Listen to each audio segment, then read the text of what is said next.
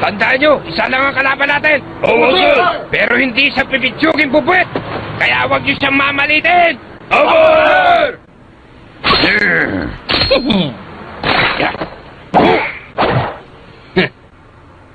Yan kaya yung bali-balitang labanan, Mr. Motobe? Yan na yun. Pero bakit po ang dami nilalaban sa isa? Matindi po ba talagang darating na kalaban? Manahimik ka dyan. Manood na lang tayo. Opo. Tsakin natin may liligpit natin si Maki. Aba! Kumusta, Kitasawa? Mr. Nata, kayo pala. Magandang gabi po, sir! Magandang gabi po. Salamat po nakarating kayo, sir. Pambihira ka. Grabe naman itong pag-abala mo para iligpit ang nag-iisang tao. Patawarin niyo po ako, pero salamat po. Kailangan ko po ang suporta ninyo. Nakikiusap ako. Huwag mong sabihin natatakot to sa kanya. Porter na loob, Mr. Nata. Parating na po ang kalaban! Mr. Nata, ayan na siya.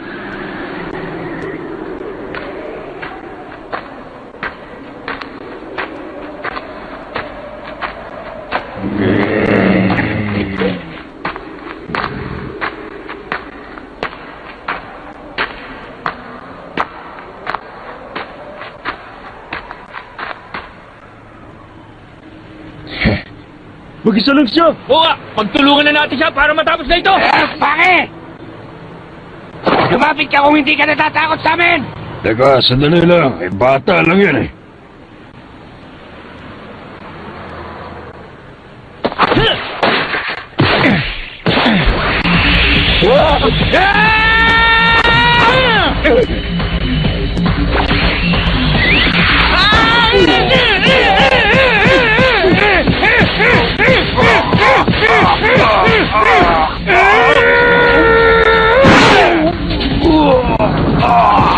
Mr. Nata!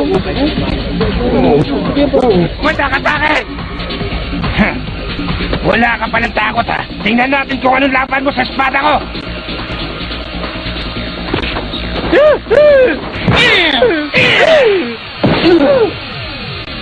Mr. Kitasawa! Pambihira! At ang bilis niyang napabagsak ang pinakamagaling sa kanila! Nakita mo, ha? Walang inuurungan ng batang yan. Pati patalim hindi niya kinatatakutan. Yan din ang magiging problema niya dahil kahit natatakot sa kanyang kalahati ng grupong yan, hindi siya urungan ng iba. Huwag ka masyadong magmayabag dyan, bata. Hindi mo ba nakikita ang sanda kami dito? Makikita mo hinahanap ang hambog ka. Bakit? Anong tinatawa-tawa mo dyan? 4. Ha? Anong apat na sinasabi mo? Para sa akin, 4 lang kayo. 4 lang kami. 4? Anong ibig niyang sabihin sa 4?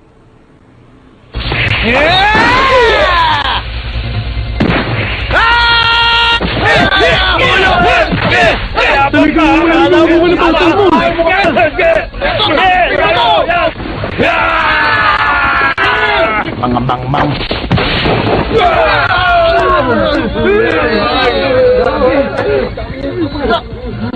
Kapag pinagsama-sama sila, 4 na tao lang ang tingin niya sa lahat ng mga kalaban niya. Pero 100 sila, sir. Hindi niya pwedeng isipin na ganun lang ang sitwasyon. Mr. Motobe!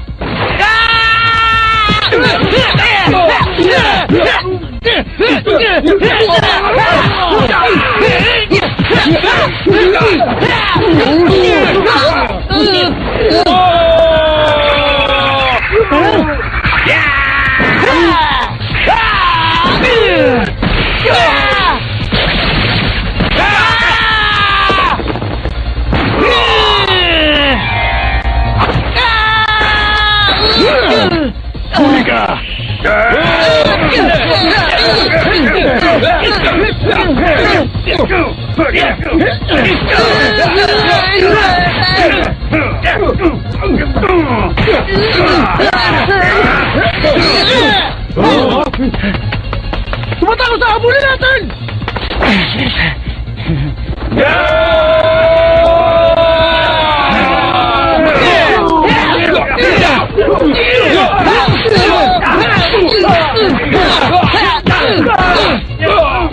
Mr. Motobe, wala po ba tayong gagawin? Wala. mas matindi pa dyan ang dinanas na dati. Pero sir!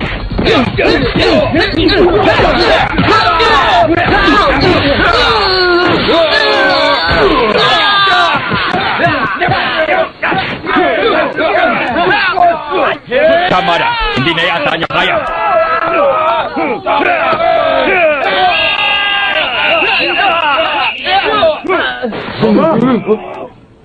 Hoy, kayo lahat! Anong ginagawa niyo dito? Naku po! Si Mr. Motobe! Umalis na tayo dito! Pakalat-kalat kayo lahat ng ganitong oras ng gabi, mga basagulero pa! Sir, pauwi na lang po natin. Hoy, Baki!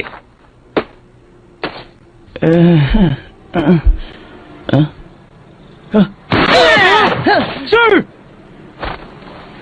Ay! Kayo pala! Oo, siya nga! Pati si Mr. Motobe, silaktan mo! Kundakpin kaya kita! Wag. Panglimang ngipin ko na yun, ah.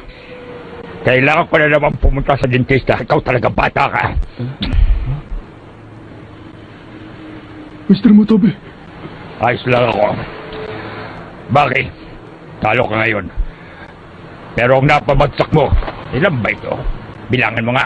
Mga 37 tao po. Apo. 37 ang napabagsak niya sa loob na 100 kalabang hinarap niya. Hindi ko alam kung ilang pa sana kung hindi dumating ang mga pulis. Sige, magpatuloy ka na lang sa pagmamanman.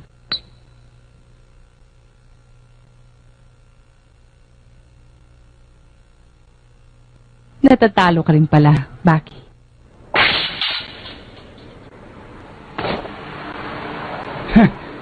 Nakakawalang gana naman. 37 lang pala. Ang buong akala ko pa naman, mga 50 nang napabagsak ko.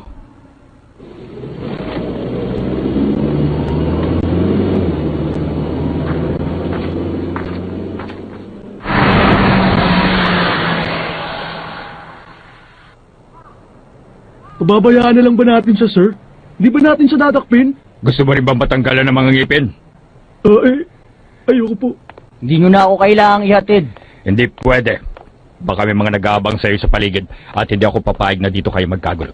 At isa pa, ayokong may mga kabataan na makakaalam sa mga pinaggagawa mo. Baka tularan ka pa nila. Madagdagan pa ang problema ko. Kayo pong bahala. Alam mo, Baki, ibang klase ka rin, ano? Ibang klase sa anong paraan. Ibig niyo sabihin, ibang klase din ang tiwala mo sa sarili mo. Wala kang kinatatakutan kahit sino. Sinama ko siya para makita niya ko hanggang sa ka.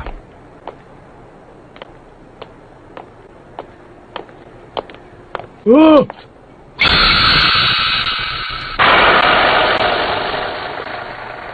Sino may kagagawa nito? Hindi siya matalo-talo ng mga kalaban niya kaya dinadaan na nila sa ganito. Tulad niyan, mga banta at pananakot.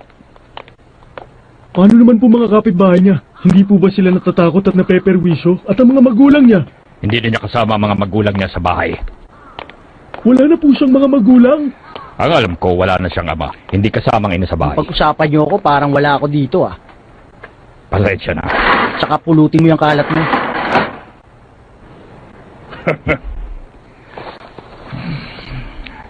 Nakita mo, iho. Nakilala mo na rin si Fumabaki. Sa mundo ng karahasan at basag ulo si Katyan. Marami nang nakalaban niya at pinabagsak. Kaya kinatatakutan. Sino mag-aakala na isa lamang siyang 13 anyos na katutungtong pa lamang ng high school? 13 anyos lang siya?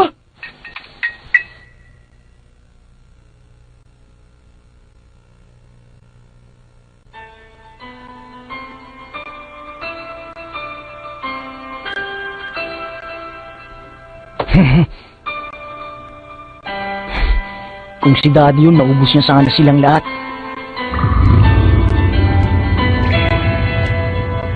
Ibang klase kasi siya. Hindi ako katulad niya. Hindi ko kaya. Niwala pa ako sa kalingkingan ni Daddy.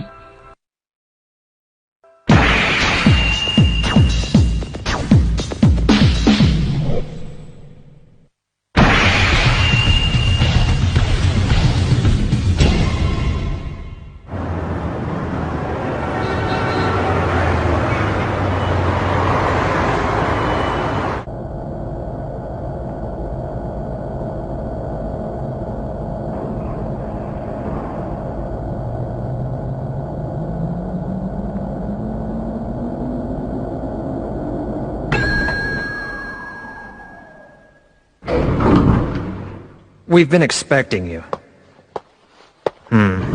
It looks like you've been hurt. Just let it go.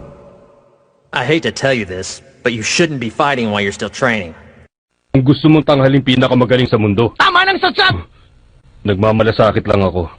Kung ganun, simulan na natin ang pag-ensayo mo.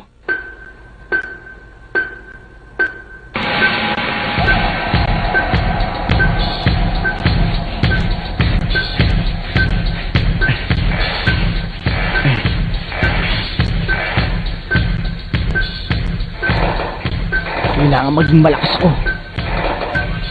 Mas malakas at mas magaling. Kailangan abutan ko ang nakaya ni Daddy. Gusto kong mahigatan ang nagawa niya. Pwede ka nang tumigil, Baki.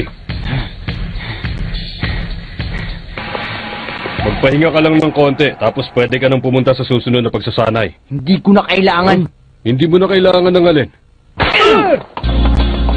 Hindi ko na kailangan ng serbisyo mo bilang coach ko! Pero kailangan mong patnubay namin para ikaw ay maging pinakamagaling na wrestler sa mundo. Hindi mo to kaya mag-isa. Kalokohan! Wala kayong nagagawa para sa akin!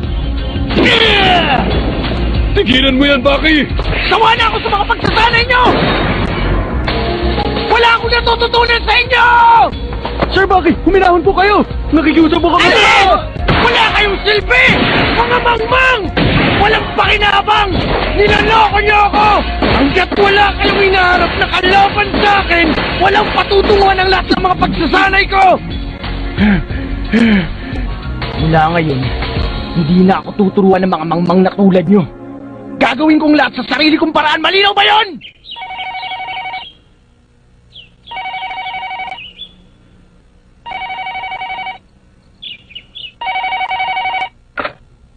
Magandang araw, Susie's Residence. Kayo pala, Coach. Ano? Si Mr. Baki?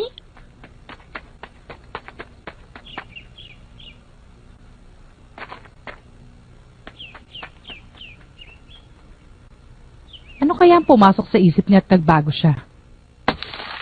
Hetong bayad namin. 1 milyon. Tanggapin mo na. Mr. Likukawa naman, 1 milyon lang ibibigay mo? Wala bang dagdag yan? Lugi kami. Alam niyo ba muntik na ako mamatay sa huling operasyong yun? Mr. Kitasawa, sa pagkakaalam ko ang misyon nyo, iligpit si Baki, tapos babayaran ko kayo ng 1 milyon. Yun ang naging usapan natin, hindi ba? Nagawa niyo ba yon? Hindi. Pero tumba naman siya. Pero hindi tuluyang nailigpit tulad ng napag-usapan. At wala akong pakialam kung muntik ka na mamatay sa mga kamay niya. Ah, ganun pala. Kung hindi mo kami babayaran ng tapat, didiretso ako sa boss mo. Sasabihin ko sa kanya ng totoo, pinoprotektahan mo lang talaga ang hambog na batang yun. Ano? Magsalita ka! Yun ba gusto mo? Huwag po kayo manggulo dito. Wala kayong pakialam!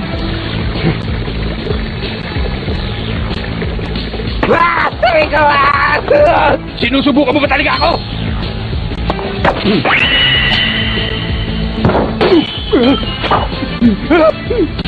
Huwag mo kong tinuturo ng patalim. Hindi ko ba sinasadya? Palalampasin ko ito, basta huwag mo nang uulitin.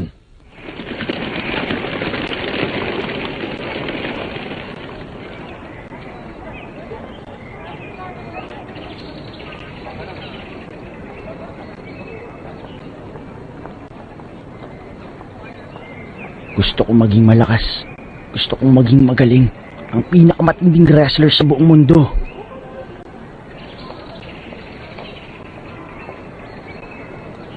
Pero malayong mangyari yun kung ganito lang ng ganitong ginagawa ko. Ano nga bang dapat kong gawin? Hindi ko na alam, mag-isip ka nga, Baki! Huh?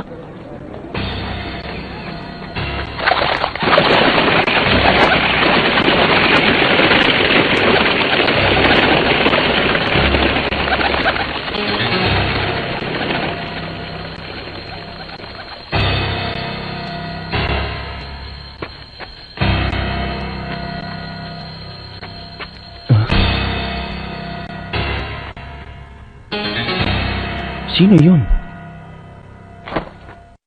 Kung hindi ka naniniwala sa pakikipaglaban, ano sa palagay mo ang gagawin ng mga Joshi kapag nalaman nilang katotohanan ni Kukawa? Alalahanin mo, sa mundo pa naman natin, mahirap magtago ng sikreto. Alam ko po, Sensei. Kaya umaasa po akong ipaalam nyo agad sa akin kung may magbubunyag dito. Dahil malakas kayong makibalita sa nangyayari sa lungsod, hindi ba? Maaring nagbago na nga ang lipunan, pero hindi mo pa rin maaalis ang karahasan lalo na sa mga gang. Kung hindi ka marunong lumaban, mababa ang tingin sa'yo ng iba. Kaya ano man na mangyari, may lalabas at lalabas pa rin isa o dalawa na may pambihirang talento sa pakikipaglaban.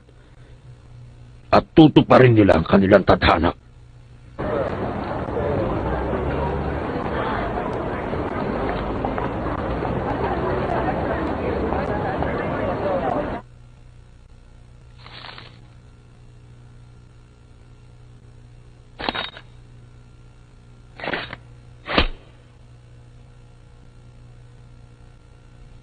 Pero iba na magiging usapan kung isa siyang Hanayama.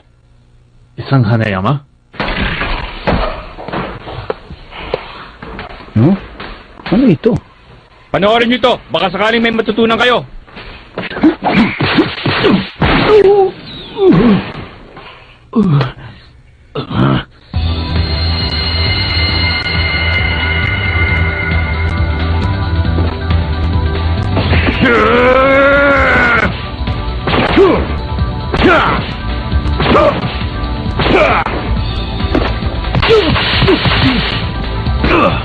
Sige ba, Dino? Lumabang ka! Bisita ka ba? High school na kasi ang pwede dito. First year na ako. May Thai boxing pala dito? Matagal na. Ang galing nila, no? Yan si Yuri Tchaikovsky, ang World Heavyweight Boxing Champion. Yuri Tchaikovsky? Nagtagumpay na siya sa larangan ng boxing, pero gusto niya magtagumpay sa lahat ng aspeto ng pakikipaglaban. Kaya ito naman ang pinasok niya. Yung mga malakas na loob na lumaban sa kanya, taob lahat. Kahit gaano kagaling, hindi siya matalo. Gusto nga niya makakarap ang lahat ng pinakamatindi sa Thai boxing.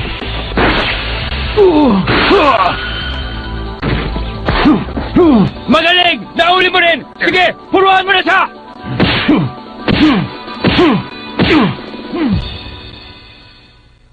Ang pinuno ng Hanayama Kinye, si Hayama Zura.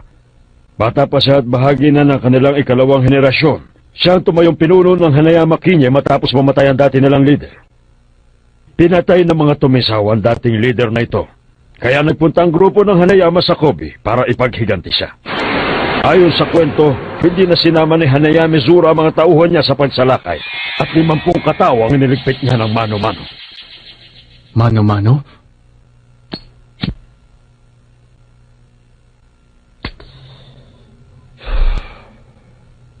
Hindi inabot ng 30 minutong pakikipaglaban niya at higit sa lahat ginawa ito sa kanila ng isang binatilyong 13 anyos lamang. 13 anyos lang? 2 taon na nakalipas mula na mangyari ang pagsalakay niya at ang hawak mong yan ang patunay. Si Hanayama Zura, kung mayroong matindi sa pakikipaglaban, siya yun. Sige ba, Dino?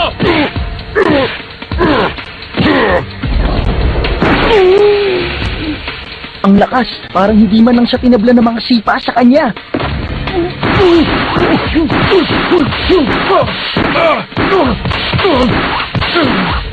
Ang bilis!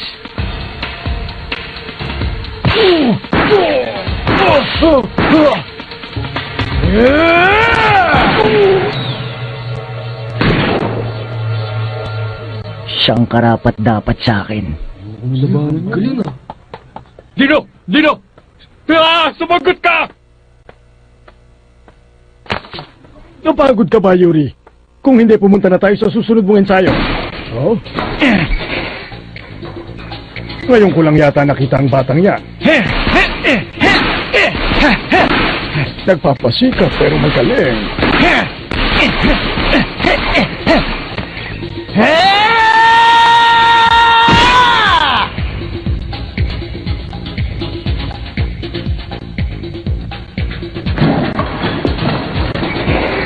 Ano sa palagay mo, Yuri Tchaikovsky?